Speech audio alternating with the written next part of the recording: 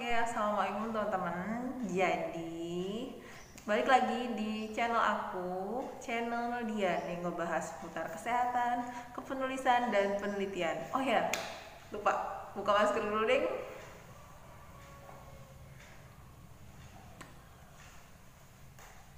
Oke, jadi di kesempatan kali ini aku akan ngebahas tentang satu hal, yaitu mengenai kesehatan sesuai dengan judul yang ada di thumbnail. Nah, jadi aku akan ngebahas tentang gimana sih cara membedong bayi yang aman. Karena ada beberapa teknik yang bedong bayi malah justru melukai bayi. Jadi berikut videonya.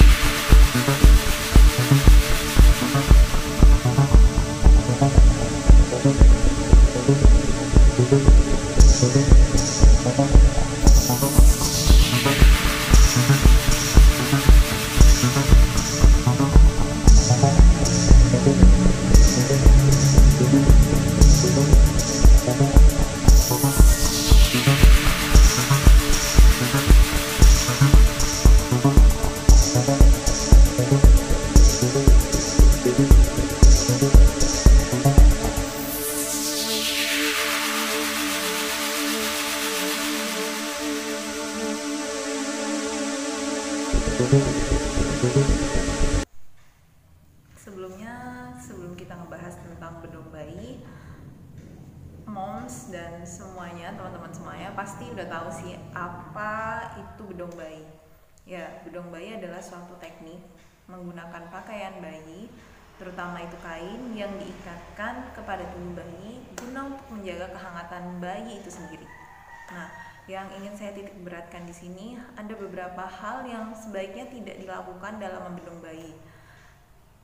Yang pertama adalah mengikat bedong bayi terlalu tepat.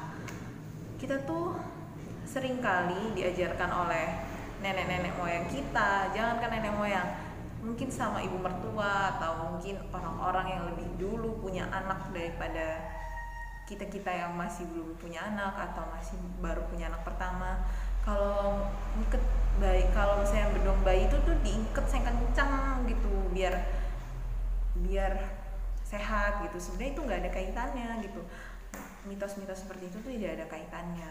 Kenapa saya bilang seperti itu? Karena pola dari pengikatan bayi yang terlalu kuat dan dilakukan dengan terus-menerus itu justru malah membahayakan bayi. Membahayakan dalam sudut apa nih?